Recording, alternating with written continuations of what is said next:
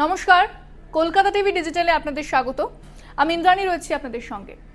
এই মুহূর্তে একটি গুরুত্বপূর্ণ বিষয় নিয়ে আলোচনা করব। আমরা দেখতে পাচ্ছি বিজেপি যেভাবে তাদের খেলাটা শুরু করেছিল প্রথম দিকে, অর্থাৎ নরেন্দ্র মোদী যখন ক্ষমতায় এসেছিলেন তখন যেভাবে তারা একটা জনপ্রিয়তা অর্জন করেছিল, প্রধানমন্ত্রী যেভাবে জনপ্রিয় হয়েছিলেন, সেই জনপ্রিয়তায় কিছুটা ঘাটতি দেখা যাচ্ছে। আমরা দেখলাম সম্প্রতি যে লোকসভা নির্বাচন হয়েছে সেক্ষেত্রে বিজেপির যে আসন সংখ্যা সেটা অনেকটা কমে গিয়েছে।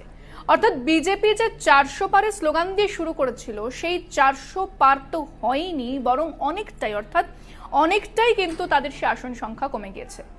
যেটা মনে করছেন বিশ্লেষকরা এবং যে বিভিন্ন গবেষণায় উঠে আসছে, সেক্ষেত্রে দেখা যাচ্ছে যে বিজেপির জনপ্রিয়তা একটু একটু করে কমছে। সেক্ষেত্রে অনেকগুলো কারণের কথা বলা হচ্ছে, কারণ বিশ্লেষণ করা হচ্ছে। সেই কারণগুলোই কিন্তু আজ আপনাদের জানাবো। প্রথমে যে কারণ বলা হচ্ছে সেটা হচ্ছে অ্যালগোরিদম। অর্থাৎ অ্যালগোরিদম যদি আমরা দেখি, বিজেপি সোশ্যাল মিডিয়া অ্যালগোরিদমটা ভালোভাবে কিন্তু বুঝে গিয়েছিল। এই যে সোশ্যাল মিডিয়া গেম তারা শুরু করেছিল, যে অ্যালগোরিদমের গেম তারা শুরু করেছিল, যে খেলা তারা খেলছিল, সেটা কিন্তু কিছুটা হলো একটু একটু করে তাদের কাছ থেকে হাতছাড়া হচ্ছে। কারণ এখন মানুষ তারা বুঝতে পেরেছে সোশ্যাল মিডিয়া কিভাবে ব্যবহার করা হয়।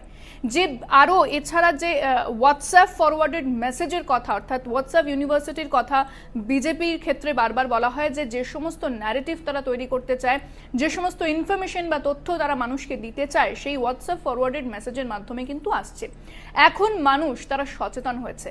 মানুষ যে হোয়াটসঅ্যাপের থেকেও বিভিন্ন যে সমস্ত আরও সোশ্যাল মিডিয়া প্ল্যাটফর্ম রয়েছে সেখানে মানুষ অনেক বেশি অ্যাক্টিভ, অনেক বেশি সক্রিয়, সেখান থেকে অনেক বেশি তথ্য তারা পাচ্ছে এবং ফ্যাক্ট বেসড যে সমস্ত খবর তারা শুনতে পাচ্ছে, পাশাপাশি যে ক্রিপস যে খবর রয়েছে, অর্থাৎ শর্ট খবর যে রয়েছে, যে ক্রিপস খবরগুলো রয়েছে, সেগুলো কিন্তু মানুষ পাচ্ছে। তাই মানুষ অনেক বেশি তথ্য মানুষের কাছে হাতে আসছে। অর্থাৎ যে সোশ্যাল মিডিয়া যে অ্যালগোরিদমটা ছিল সেটা কিন্তু অনেকটা আস্তে আস্তে পরিবর্তন হচ্ছে। এবার যদি 2 নম্বর পয়েন্টের দিকে নজর রাখি, 2 নম্বর কারণের দিকে নজর রাখি, সেটা হচ্ছে কাউন্টার ন্যারেটিভ। বিজেপি প্রথম থেকে যে রাজনীতি করে সেটা হচ্ছে ন্যারেটিভের রাজনীতি। অর্থাৎ তারা একটা ন্যারেটিভ সেট করতে চায়, সেদিকেই দেশকে ভাবতে তারা বাধ্য করে, দেশের মানুষকে ভাবতে তারা বাধ্য করে। সেটা করতে পারে কারণ বিরোধীদের কোনো কাউন্টার ন্যারেটিভ বা পাল্টা কোনো ন্যারেটিভ ছিল না। এবার আমরা দেখতে পাচ্ছি বিরোধীরা আস্তে আস্তে সেই কাউন্টার ন্যারেটিভ তারা রাখছে।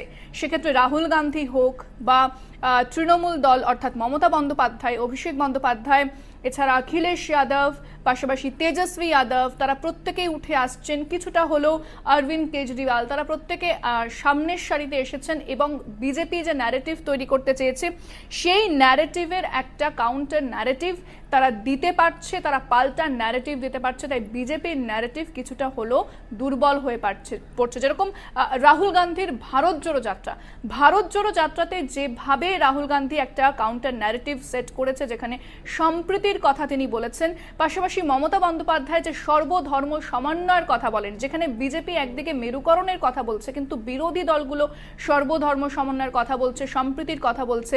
রাহুল গান্ধীর ভারত জোড়ো যাত্রা হোক বা মমতা বন্দ্যোপাধ্যায়ের র্যালি হোক, অখিলেশ যাদবের কোনো পদযাত্রা হোক, সেই সমস্ত যাত্রা থেকে কিন্তু এই ন্যারেটিভগুলোকে সেট করা হচ্ছে।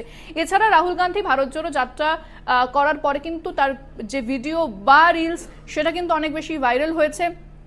অর্থাৎ বিজেপি যে সমস্ত খবর পেইড নিউজ চালায়, অর্থাৎ খবর পয়সা দিয়ে খবর করায়, সেক্ষেত্রে বিরোধীদের ক্ষেত্রে কিন্তু এটা অনেকটা সুযোগ, তাদের যে পরিধি সেটা বেড়ে গেছে। কারণ তাদের কোনো পেইড নিউজ চালাতে হচ্ছে না, তারা যে খবর করছে বা যে কাউন্টার ন্যারেটিভ রাখছে সেটা কিন্তু অনেকভাবে ভাইরাল হয়ে যাচ্ছে।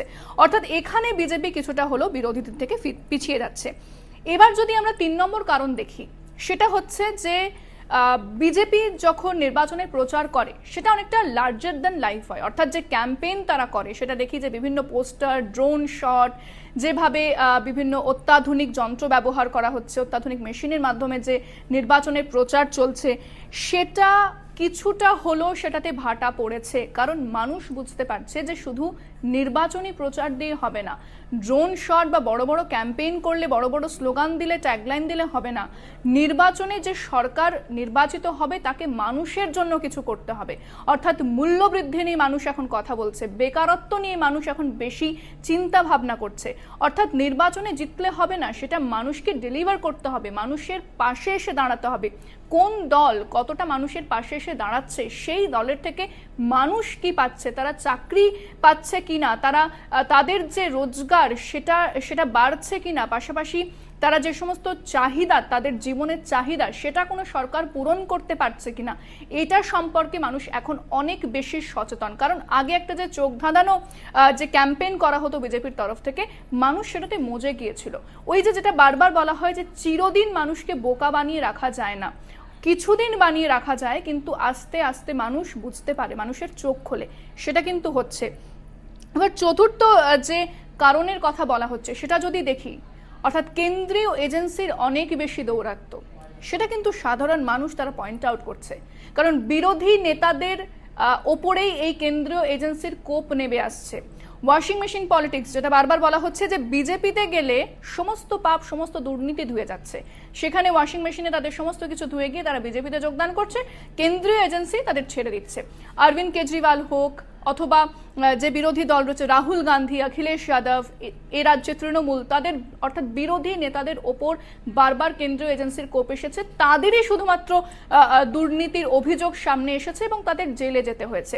এক্ষেত্রে যদি দেখি যে এনসিপিতে যখন ছিলেন ছগন ভুজবল বা অজিত পাওয়ার, তখন তাদের ওপর যে দুর্নীতির অভিযোগ বারবার উঠছিল, তারা যখন বিজেপিতে যোগদান করলেন সেই অভিযোগ কিন্তু পুরোপুরি মিটে গেল। অর্থাৎ ওয়াশিং মেশিন পলিটিক্স তাদের ক্ষেত্রে কাজ করলো, কিন্তু যারা বিজেপিতে যোগদান করছে না তাদের ক্ষেত্রে কাজ করছে না। মানুষ সেটা দেখতে পাচ্ছে, মানুষ সেটা বুঝতে পারছে। অর্থাৎ মানুষ কথা বলতে শুরু করেছে যে কেন শুধু বিরোধী নেতাদের টার্গেট করা হচ্ছে, কেন শাসক দলের কোনো নেতা বা মন্ত্রীর বা বিজেপির কোনো নেতা বা মন্ত্রীর দুর্নীতি হয় না, তারা কোনো দুর্নীতির দায় অভিযুক্ত না, অথচ তাদেরও কিন্তু ভুরি ভুরি অভিযোগ আছে। সেক্ষেত্রে কোনোভাবেই কিন্তু কেন্দ্রীয় এজেন্সি, সিবিআই বা ইডি তদন্ত সেটা হচ্ছে না, এটা মানুষ বুঝতে পারছে। এছাড়া 5 নম্বর যদি কারণের দিকে দেখি, মানুষ নিজের অধিকার সম্পর্কে সচেতন হচ্ছে। মানুষ কি চায়?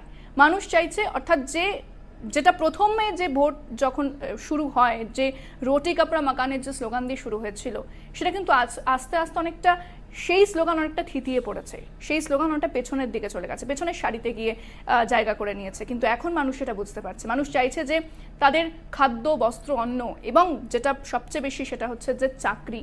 এই যে বেকারত্বের সংখ্যা দেশ জুড়ে বাড়ছে, সেটা নিয়ে কেন বিজেপি কথা বলে না? সেটা সম্পর্কে এই যে বারবার প্রধানমন্ত্রী বলেন যে কৃষকদের আয়ের দ্বিগুণ হয়ে যাবে, এত লক্ষ যুবক, যে বেকার যুবক রয়েছে তারা চাকরি পাবে, কতজন চাকরি পেয়েছে, কতজন কৃষকের আয় দ্বিগুণ হয়েছে, সেই পরিসংখ্যান কোথায়, সেই ডেটা কোথায়? এই সমস্ত কিছু নিয়ে মানুষ ভাবছে। যদি দেখি যে লোকনীতি যে সিএসডিএস একটা সমীক্ষা, সেক্ষেত্রে সেই সমীক্ষা বলছে যে 27% মানুষ আনএমপ্লয়মেন্ট নিয়ে ভাবছে এবং 23% মানুষ মূল্যবৃদ্ধির কথা চিন্তা করছে। অর্থাৎ মানুষ দেখছে যে কোথায় চাকরি আসছে, চাকরি তো আসছে না, কোথায় যে বারবার বলা হচ্ছে যে মূল্য বৃদ্ধি কমে মূল্য যে বৃদ্ধি হচ্ছে সেটা মূল্য বৃদ্ধি হ্রাস পাবে, সেটা তো হচ্ছে না। অর্থাৎ মানুষ তাদের অধিকার সম্পর্কে সচেতন হচ্ছে।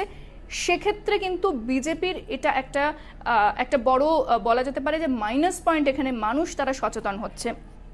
এবার যদি দেখি 6 নম্বর যদি কারণের দিকে নজর রাখি, বিরোধীদের মধ্যে ঐক্যতা। অর্থাৎ যখন বিজেপি ফুল ফ্লেজেড একটা ন্যারেটিভ চালাচ্ছিল, একটা যে মানুষকে যেভাবে বিভ্রান্ত করছিল, সেখানে বিরোধীদের অনেকটা ছিন্ন ভিন্ন দেখা গেল। কিন্তু 2024-এর লোকসভা নির্বাচনের সময় বিরোধীরা অনেকটা সংঘবদ্ধ, অনেকটা ঐক্যবদ্ধ। রাহুল গান্ধী যেরকম ভারত জোড়ো যাত্রা করছেন, সেখানে বিরোধীদের দেখতে পাওয়া যাচ্ছে। এরা যে মমতা বন্দ্যোপাধ্যায়, তিনি কাউন্টার ন্যারেটিভ সেট করেছেন, অর্থাৎ বিরোধীরা এক ছাদের তলায় এসেছে, তারা বৈঠক করেছে। কিছুদিন আগে যে নৈশভোজ দেখা গিয়েছিল, রাহুল গান্ধী সেখানে ছিলেন, সেই নৈশভোজ একটা বিরোধী চিত্র সামনে এসেছিল। এছাড়া সংসদে বিভিন্ন ইস্যু নিয়ে, বিভিন্ন আইন নিয়ে, যে বিভিন্ন যে বিল পাস নিয়ে যেভাবে ঐক্যবদ্ধ হয়েছে বিরোধীরা, সেটা কিন্তু বিজেপিকে ভাবাচ্ছে এবং বিরোধীরা তাদের মতামত প্রকাশ করছে, সেটা সোশ্যাল মিডিয়া হোক, মানুষের সামনে হোক, রাস্তায় নেমে বিরোধীরা বিজেপিকে ফাইট দিচ্ছে। এছাড়া রাহুল গান্ধী যে ভোট চুরির অভিযোগ বারবার করেছেন, সেই ভোট চুরি কোথাও গিয়ে মানুষের মনে একটা দাগ কাটছে। কারণ নির্বাচন কমিশন কিন্তু এই সম্পর্কে কিছু বলতে পারছে না। নির্বাচন কমিশন রাজনৈতিক দলের মতো আচরণ করছে, যেটা বিরোধীরা বারবার অভিযোগ করছে। নির্বাচন কমিশন কোনো তদন্ত করছে না, পাল্টা অর্থাৎ অপরদিকে রাহুল গান্ধী পুরো ডেটার সমেত পুরো তথ্য নিয়ে কিন্তু তিনি দেখিয়ে দিচ্ছেন যে কিভাবে, কোন জায়গায় কত সংখ্যক ভোট চুরি হচ্ছে, কিভাবে মানুষকে বিভ্রান্ত করা হচ্ছে। এই সমস্ত ঘটনা কিন্তু মানুষের সামনে রাহুল গান্ধী রাখছেন। 7 নম্বর কারণ এবং অত্যন্ত গুরুত্বপূর্ণ কারণ, যেখান থেকে বিজেপির জনপ্রিয়তায় বা প্রধানমন্ত্রী নরেন্দ্র মোদীর ইমেজে একটা বড় ডেন্ট লেগেছে, সেটা হচ্ছে যে ট্যারিফ, অর্থাৎ মার্কিন প্রেসিডেন্ট ডোনাল্ড ট্রাম্প যেভাবে ট্যারিফ চাপিয়েছে ভারতের উপরে, যেভাবে 50% শুল্ক বোঝা ঘাড়ে নিয়ে ভারত বাণিজ্য করতে নেমেছে, সেটা কিন্তু ভারতের মানুষের জন্য সুখকর নয়। কারণ এটা একটা ভারতের যে ইন্ডাস্ট্রি রয়েছে, যে শিল্পাঞ্চল রয়েছে, সেখানে একটা প্রভাব পড়ছে। বাদবাকি আরও যে সমস্ত গুরুত্বপূর্ণ সেক্টর রয়েছে সেখানে কিন্তু একটা বড় প্রভাব পড়ছে এবং মূল্যবৃদ্ধির ক্ষেত্রে এটা একটা বড় প্রভাব পড়তে পারত। অর্থাৎ ভারতের অর্থনীতি কিন্তু এই যে 50% শুল্ক, তার জন্য ধাক্কা খাচ্ছে। মার্কিন প্রেসিডেন্ট ডোনাল্ড ট্রাম্পকে তো নরেন্দ্র মোদী বন্ধু বলেছিলেন, তাহলে বন্ধু বলে তার জন্য একটা, ওই যে বলছিলাম, বড় ক্যাম্পেইন, সেই লার্জার দ্যান লাইফের ক্যাম্পেইন করা হয়েছিল। কিন্তু ভারতের পাশে কিন্তু আমেরিকা থাকেনি। আমরা যদি দেখি, বারবার কিন্তু আমেরিকা এবং মার্কিন প্রেসিডেন্ট ডোনাল্ড ট্রাম্প তিনি ভারতের হাত ছেড়ে দিয়েছেন এবং শুল্কের ধাক্কা, শুল্ক যুদ্ধ তার প্রথম কিন্তু ভারতকে দিয়ে শুরু হয়েছে। যে সমস্ত বিভিন্ন দেশ তারা কিন্তু মানেনি এই শুল্ক, কিন্তু ভারত এক্ষেত্রে সামনে এসে প্রতিবাদ সেটাও কিন্তু করেনি। এবার যদি দেখি যে 8 নম্বর কারণ, সেটা হচ্ছে যে অপারেশন সিন্দুর। অর্থাৎ অপারেশন সিন্দুর যখন ভারত করেছিল, সেক্ষেত্রে বিশ্বে ভারতের অপারেশন সিন্দুর অ্যাপ্রিসিয়েট তো করেছিল আন্তর্জাতিক কমিউনিটি, ইন্টারন্যাশনাল কমিউনিটি, কিন্তু কোনোভাবে সামনে এসে তারা পাকিস্তানের নিন্দা করেনি। সন্ত্রাসবাদের নিন্দা করা হয়েছে, হামলার নিন্দা করা হয়েছে, কিন্তু পাকিস্তানের নিন্দা করা হয়নি। পাশাপাশি যে আমেরিকাকে ভারত বন্ধু ভেবেছিল, সেই আমেরিকা বারবার মধ্যস্থতার কথা বলেছে। মার্কিন প্রেসিডেন্ট ডোনাল্ড ট্রাম্প তিনি মধ্যস্থতার কথা বলেছেন, তিনি বলেননি যে পাকিস্তান ভুল করেছে, কথা একবারও বলেননি। তার ওপরে তিনি সেনা, অর্থাৎ পাকিস্তানের যে সেনা প্রধান, তার সাথে ডোনাল্ড ট্রাম্প বৈঠক করেছেন। অর্থাৎ ভারত কিন্তু আমেরিকা থেকে বারবার ধাক্কা খেয়েছে। আন্তর্জাতিক স্তরও সেটা কতটা পাকিস্তানের বিরুদ্ধে জনমত গেছে, সেটাও কিন্তু বারবার প্রশ্নের মুখে পড়েছে। ইসরায়েলের সঙ্গে যে বিদেশ নীতি ছিল ভারতের, সেখান থেকেও ভারত কিছুটা পিছু হটছে এবং সৌদি আরবের সাথে পাকিস্তানের যে চুক্তি, সেটাও ভারতকে ভাবাচ্ছে। অর্থাৎ ভারতের যে বিদেশ নীতি, সেটাও কিন্তু প্রশ্নের মুখে পড়ে যাচ্ছে এবং বারবার বলছে, তাহলে বিদেশ নীতি কোথায় গেল ভারতের, যেখানে এতবার করে ভারতকে ধাক্কা খেতে হচ্ছে। অর্থাৎ এই বিদেশ নীতির কথা উঠে আসছে। এই সমস্ত কারণের কথা বারবার বলা হচ্ছে এবং এই সমস্ত কারণের ফলে কিছুটা হলো বিজেপি এবং প্রধানমন্ত্রী নরেন্দ্র মোদীর যে জনপ্রিয়তা, সেটা লোপ পাচ্ছে, হ্রাস পাচ্ছে। অর্থাৎ বিজেপি যেটা আশা করছে বা যেভাবে তারা আরো ক্যাম্পেইন তৈরি করতে চাইছে, সেটা দেশের অন্দরে হচ্ছে না, কারণ বিরোধীরা রুখে দিচ্ছে এবং তারা যেভাবে বিদেশ নীতিকে, অর্থাৎ যে বিশ্বগুরু যে ইমেজ নরেন্দ্র মোদী তারা প্রতিষ্ঠা করতে চেয়েছিল, সেটা বিদেশ নীতি ধাক্কা খাওয়ার ফলে কিন্তু সেটাও হচ্ছে না। অর্থাৎ এই কটা কারণের কথা বারবার বলা হচ্ছে যে এই কারণগুলো মূলত হয়ে থাকতে পারে বিজেপির যে জনপ্রিয়তা, সেটা হ্রাস পাওয়ার জন্য। তবে সামনে বিহার নির্বাচন রয়েছে, এক্ষেত্রে যদি কোনোভাবে এনডিএ জোট তারা বিহার নির্বাচনে দাগ কাটতে না পারে, তাহলে কিন্তু কেন্দ্রে যে জোট রয়েছে নীতিশ কুমারের সঙ্গে বিজেপির, সেটাও কি তাহলে ধাক্কা খাবে? কারণ এই প্রশ্ন সামনে আসছে এবং বিহার হচ্ছে বিজেপির কাছে একটা লিটমাস টেস্ট, একটা লিটমাস পরীক্ষা। এখানে কি হতে চলেছে সেটা অবশ্যই সময় বলবে। বিহারের নির্বাচনের দিকে আমাদের নজর রাখতে হবে। তবে আজকের আলোচনা আমি এখানেই শেষ করছি। অন্যান্য খবরের জন্য নজর রাখতে হবে কলকাতা টিভি ডিজিটাল এবং কলকাতা টিভির পর্দায়। রাত দিন 7 দিন।